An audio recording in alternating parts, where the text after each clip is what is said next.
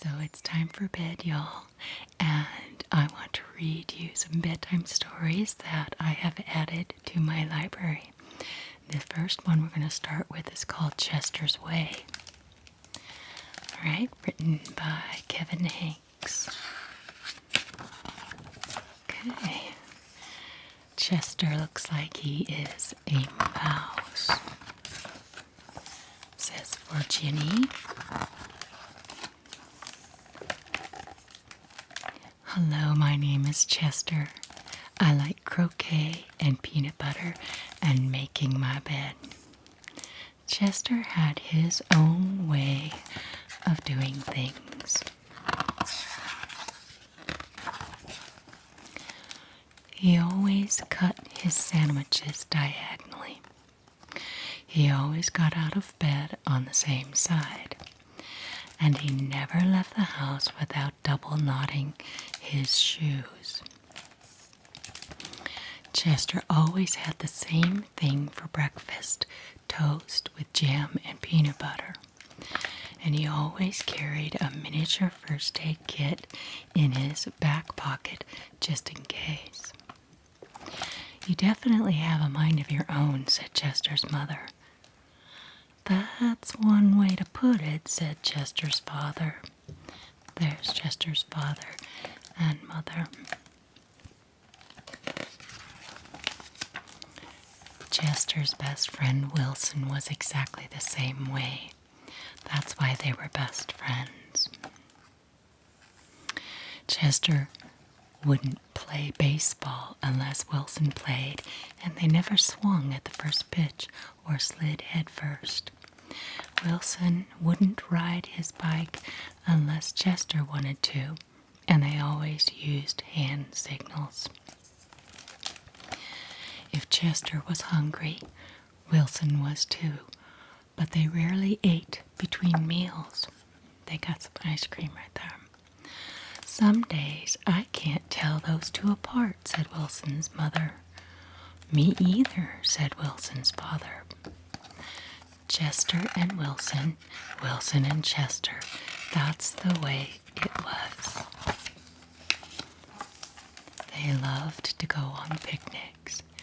Once when Wilson accidentally swallowed a watermelon seed and cried because he was afraid that a watermelon plant would grow inside him, Chester swallowed one too. Don't worry, said Chester. Now if you grow a watermelon plant, I'll grow one too. Isn't that sweet? Chester duplicated his Christmas list every year and gave a copy to Wilson because they always wanted the same things anyway. For Halloween, they always dressed as things that went together, like salt and pepper shakers, 2 mittens on a string, ham and eggs. They really are 2 peas in a pod, said Chester's mother. Looks like it, said Chester's father.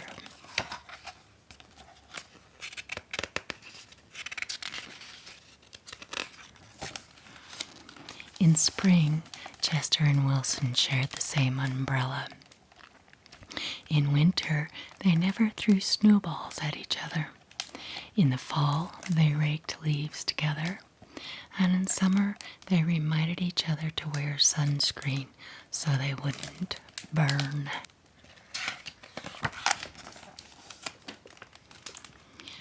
Chester and Wilson, Wilson and Chester, that's the way it was. And then Lily moved into the neighborhood. I'm Lily, I am the queen, I like everything. Lily had her own way of doing things. She wore band-aids all over her arms and legs to look brave. She talked backwards to herself sometimes so no one would know what she was saying. And she never left the house without one of her nifty disguises. So she's dressed up here, and the two little ones are hiding behind the wall. Lily waved at all the cars that passed by, even if she didn't know who was in them. And she always carried a loaded squirt gun in her back pocket, just in case. She definitely has a mind of her own, said Chester. Well, that's one way to put it, said Wilson. When Lily asked Chester and Wilson to play, they said they were busy. She's up there asking them. When she called them up on the phone, they disguised their voices and said they weren't home. Oh, that's so mean. Isn't that mean? If Lily was walking on one side of the street, Chester and Wilson crossed to the other and hid. Well, she's wearing some kind of a crazy mask. I think I might tend to not want to be seen with her either, but I don't know. She's something else, said Chester. Looks like it, said Wilson. One day, while Chester and Wilson were practicing their hand signals, some older boys rode by, popping wheelies. They circled Chester and Wilson and yelled personal remarks. Chester and Wilson didn't know what to do. Just when they were about to give up hope, a fierce-looking cat with horrible fangs jumped out of the bushes and frightened the older boys away. Are you who I think you are? Chester asked the cat. Of course, the cat replied. Thank you, Lily, said Chester. You're welcome, Chester, said Lily. Thank you, Lily, said Wilson. You're welcome, Wilson, said Lily. I'm glad you were wearing a disguise, said Chester. And I'm glad you had your squirt gun, said Wilson. I always do, said Lily, just in case. Afterward, Chester invited Lily over for lunch. You have a Muscle Mouse cup? Said Lily. Of course, said Chester. I do too, said Lily. Same here, said Wilson. Chester and Wilson cut their sandwiches diagonally. Lily asked Chester's mother if she had cookie cutters, and she made stars and flowers and bells out of the sandwiches. That's neat, said Chester. Wow, said Wilson. That night, Lily invited Chester and Wilson to sleep over. You have a nightlight, said Chester. Of course, said Lily. I do too, said Chester. Same here, said Wilson. Chester and Wilson wanted toast with jam and peanut butter for breakfast the next morning. Boring, said Lily. Try this instead. That's what she did. This is good, said Chester. Wow, said Wilson. After that, when Lily asked Chester and Wilson to play, they said yes. When she called them up on the phone, they had pleasant conversations. And if Lily was walking on one side of the street, Chester and Wilson waved and ran to catch up with her. Chester and Wilson taught Lily hand signs, and she taught them how to pop wheelies. Lily taught Chester and Wilson how to talk backwards, and they taught her how to double knot her shoes. Some days I can't tell those three apart, said Lily's mother. Me either, said Lily's father. Chester and Wilson and Lily, Lily and Wilson and Chester. That's the way it was. For Halloween, they dressed as the Three Blind Mice. For Christmas, Lily gave Chester and Wilson nifty disguises, and they gave her a box of multicolored shoelaces, extra long for double knotting. They loved to go on picnics. When Chester and Wilson told Lily about how they each had swallowed a watermelon seed once, Lily swallowed 3 of them. "I'll grow a watermelon plant for each of us," she said. In spring, Chester and Wilson and Lily shared the same umbrella. In winter, they never threw snowballs at each other. In fall, they raked leaves together, and in summer, they reminded each other to wear sunscreen so they wouldn't burn. Chester and Wilson and Lily, Lily and Wilson and Chester. That's the way it was. And then Victor moved into the neighborhood. So maybe they'll have a group of 4 friends. Maybe they'll invite Victor to join their group of friends. Wasn't that sweet? Let's see what else we've got. Okay, this book is called Love is Kind, written by Laura Sassy, S-A, or it could be Saucy. Either way, that's a pretty cool last name to have.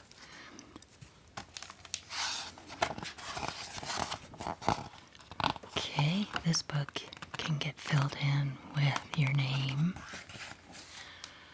All right. Illustrated by Liaison Chaperon. Looks like this takes place in the fall time. Little Owl jingled the coins in his pocket. It was Grammy's birthday, and finally he had enough money to buy her something special. A heart-shaped box of chocolates.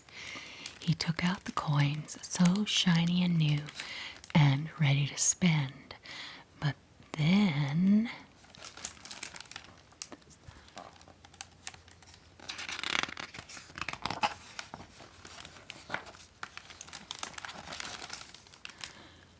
Oh no, come back. The 3 coins rolled down until wobble ping, they landed right by Beaver's dam. That's a neat dam. That looks like it's made out of sticks on the land.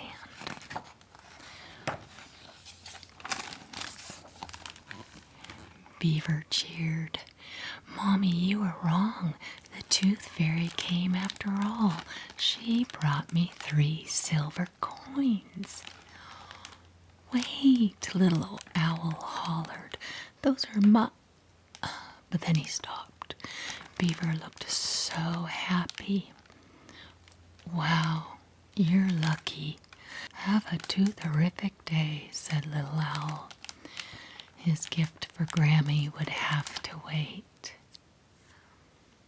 In the water, it says love is patient. So what the little owl did for the little beaver was very kind. As he headed back home, something caught his little owl's eye. Money. I can buy that heart-shaped box of chocolates after all. Look, he found a $1 bill. But that's when he saw the sign. Missing $1. If found, return to Mrs. Mouse. Little Owl's feathers quivered. He really wanted those chocolates for Grammy, but he did not want to buy them with Mrs. Mouse's money.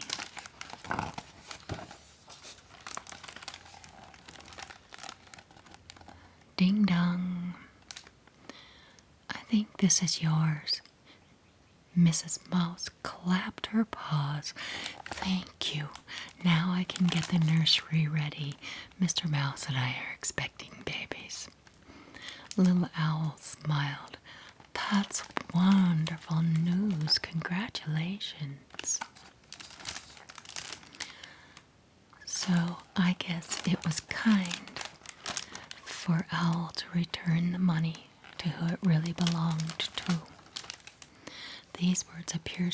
love is kind. Love rejoices in the truth. Aren't these pretty pictures? Little owl shuffled on then. He's walking amongst the sunflowers. They've got coats on, so it looks like it's colder weather.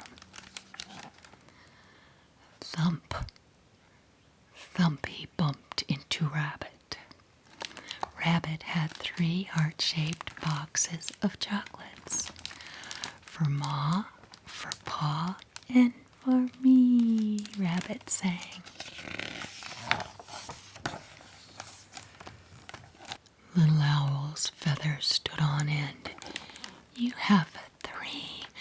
That's not fair. Little Owl stopped. Getting angry would not get Grammy those chocolates. Little Owl took a deep breath. That's nice, Rabbit. Enjoy your candy. Thanks, said Rabbit. Then off she hopped.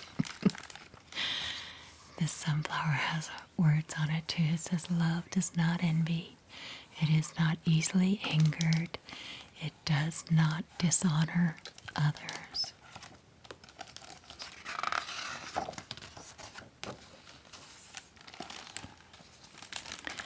Little Owl's heart felt empty. So much for getting Grammy something special. But then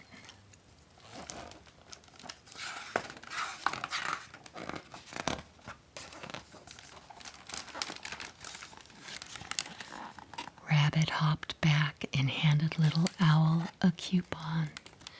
So you can get some too. Good for 1 box of Chipmunk's famous chocolates. Little Owl flipped. I'm getting Grammy chocolates. I'm getting Grammy chocolates. Flipped literally. He danced through the meadow to Chipmunk's chocolate shop. There are words in the rainbow that says love is not self-seeking, and it always hopes.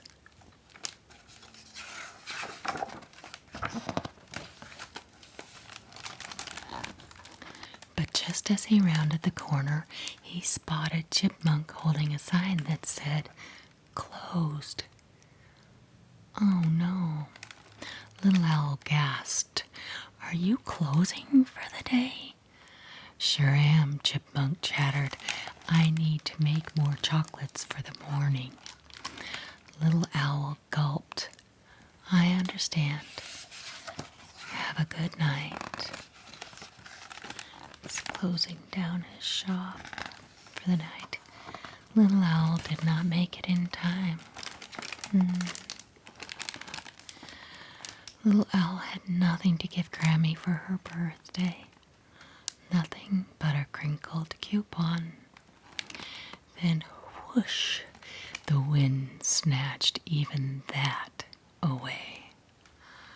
Oh no, look, it landed in the water. Oh dear. That's so sad. Empty-winged, Little Owl slumped all the way to Grammy's. Why so glum? Grammy asked. Little Owl tried to hold back the tears. Then he told Grammy all about Beaver and Mrs. Mouse and Rabbit and Chipmunk's chocolate shop.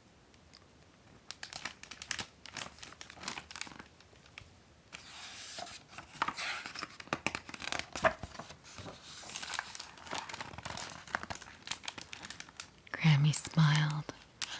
Little Owl, you spread love everywhere you went today. That's better than any heart-shaped box of chocolates. Little Owl's feathers twitched. Really?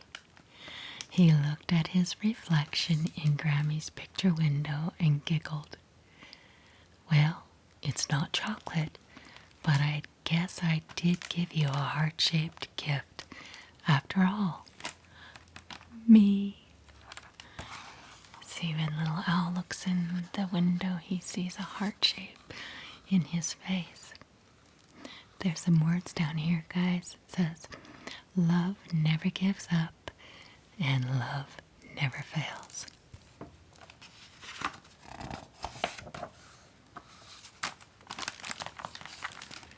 And that is the best gift of all, said Granny.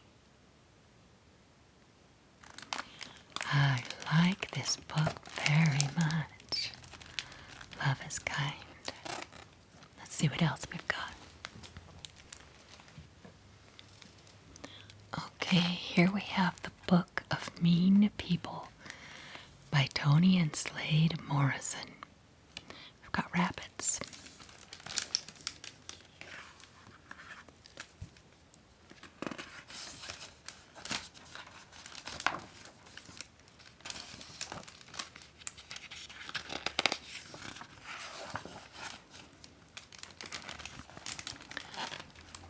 This is a book about mean people. The rabbit also has a book in its hand that says the Book of Mean People. Two little birdies peeking out behind the tree trunk.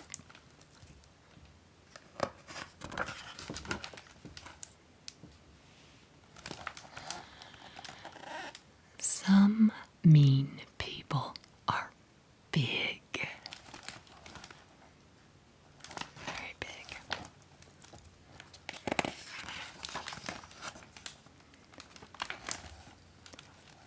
Some little people are mean. You see what she's doing, the little rabbit's doing there. The little rabbit is tying the big rabbit's ears in a knot.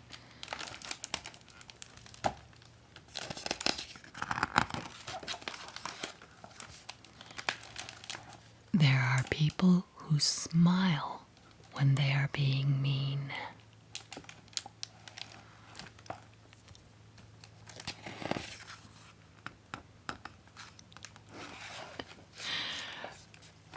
But mostly, mean people frown. What's going on in that picture? Can you tell? Looks like Mom is trying to feed little rabbit some vegetables.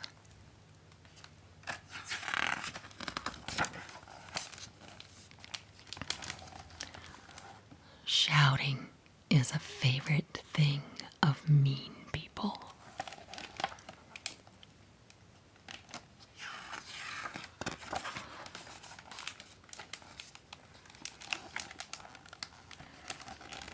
But some of the meanest people whisper. Oh, yes, I can attest to that because. But then not all whispering is about us. Sometimes it is, though. These are the mean people that I know. Looks like Rabbit is drawing some pictures of the mean people that he knows.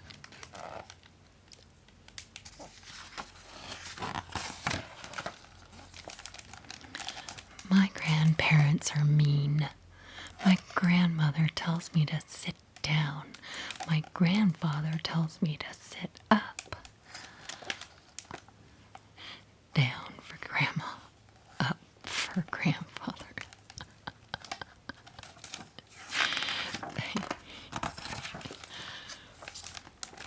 How can I sit down and sit up at the same time? Does anybody know the answer to that question? Because it's like a riddle, but it's true. You can sit down and sit up at the same time. Try to figure out how that can happen. My mother is mean. She says I don't listen. She says, do you hear me? Moms do say that sometimes, don't they?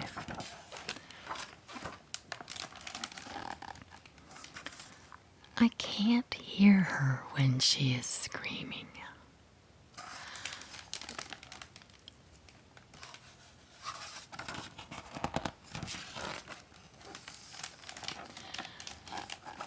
My brother is mean when we play chess. He says, the knight can't go there.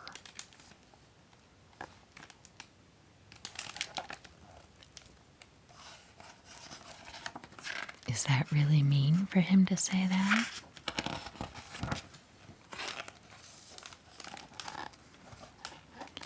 He knows the knight goes every day. The night goes every day. My teacher is mean. He says my letters are not on the lines.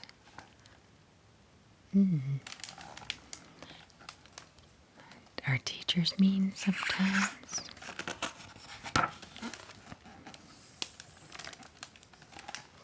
But his letters are in the spaces and on top of mine.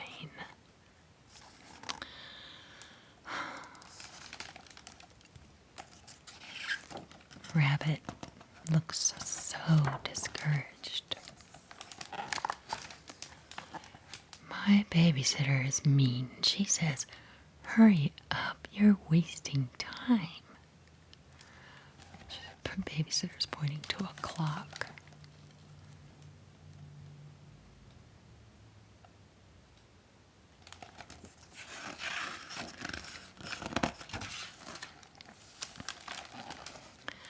How can I waste time if I use it? That's a very good question.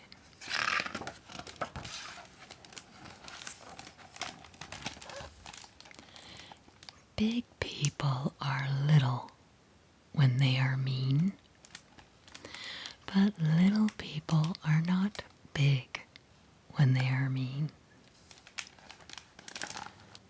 That's a good question to ask an adult around you if that's really true. And how can that be true? Screaming people disappear when they yell. Yeah, I guess you just wouldn't want to see them anymore, right?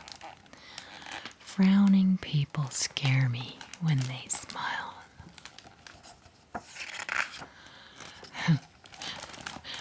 Those are pretty scary faces there. I will smile anyway. Oh, isn't that sweet? How about that?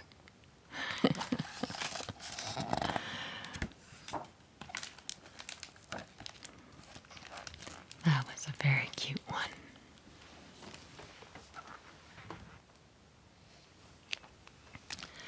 Okay, we have room for one more book here.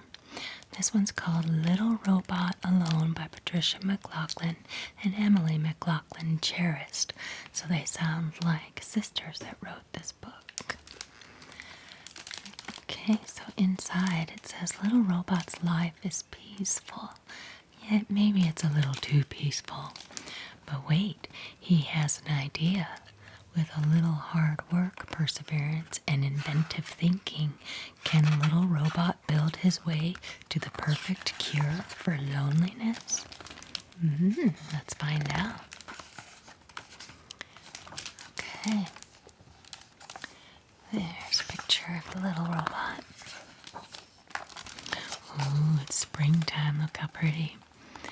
Little robot lived in a white house on a green hill by a blue pond. Okay. Pretty. A Every morning he put on his tracks, one by one, tight and strong, rolling, strolling all day long. He charged his battery, zippity, zappity, crickety, crackety, hum, hum, hum. And he sang his cheerful breakfast song. Oats with oozy oil are yummy, slipping slowly down my tummy. Okay, so this robot's eating oats with oil. If you're a robot, what would you eat? Little Robot had a peaceful life. He watched the birds fly over his white house. He watched the squirrels race on the green hill. He watched the fish splash in the blue pond. And there's some frogs on the lily pads too. I can see that.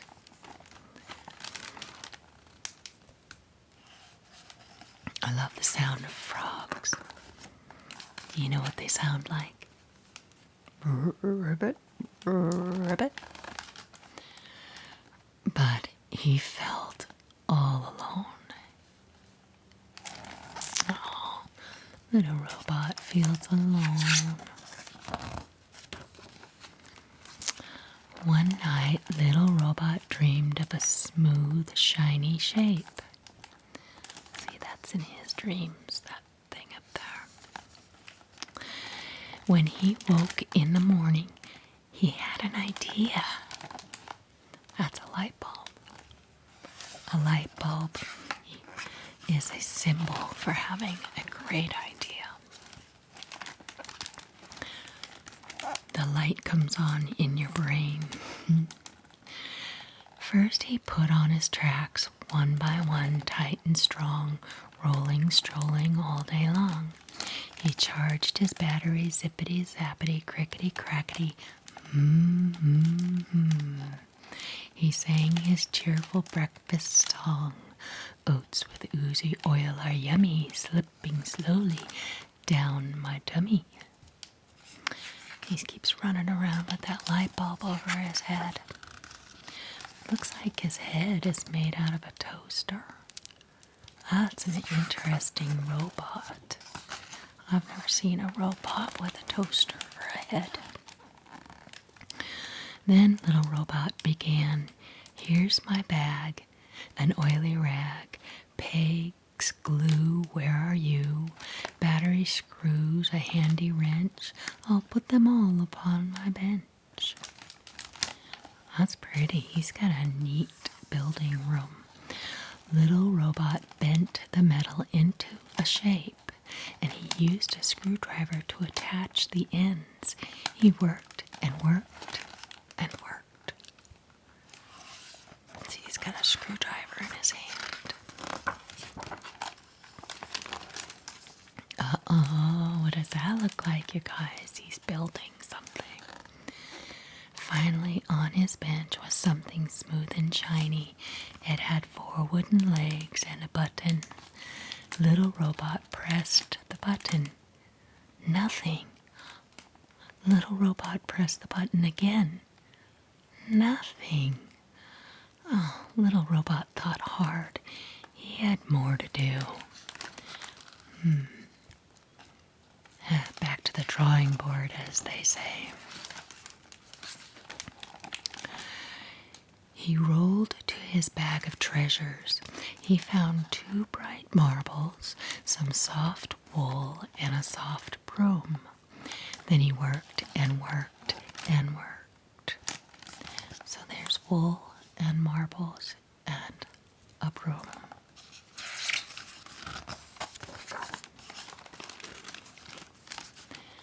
Little robot took a deep breath. He added tracks and squirted them with oil. One by one, tight and strong, rolling, strolling all day long. He charged the battery, zippity, zappity, crickety, crackety, His new thing shook, and the broom wagged. Little robot jumped back.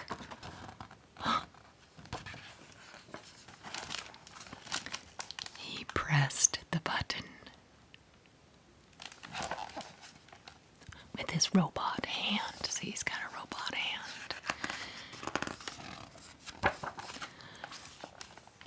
And his new thing leaned over and licked Robot on his smooth metal cheek. Can you talk? Asked the little robot softly. Woof, it said. Woof. Little robot reached out and patted the smooth, shiny body. Welcome home, he whispered, my friend. Aww.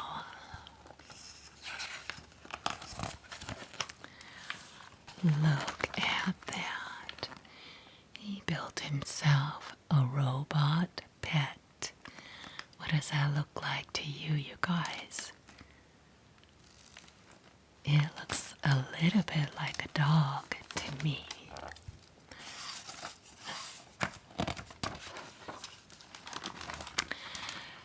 Little robot rolled outside. Little dog is here, he called out. And the birds flew down to see. The squirrels on the green hill came close. The fish in the blue pond had a look. The little dog sniffed the air. He watched the birds. He wagged his broom tail at the squirrels and the fish. Isn't that sweet? I wonder if the frogs looked too. As the stars came out, little robot and little dog rolled into their white house and under a moonlit quilt. Good night, little dog, whispered Robot. His friend was already asleep.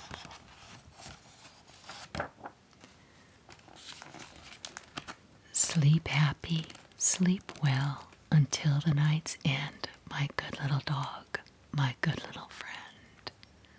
Isn't that so precious? Now the robot is no longer alone. Well, I'm going to leave that there for now. You can look at that some more after I leave the room.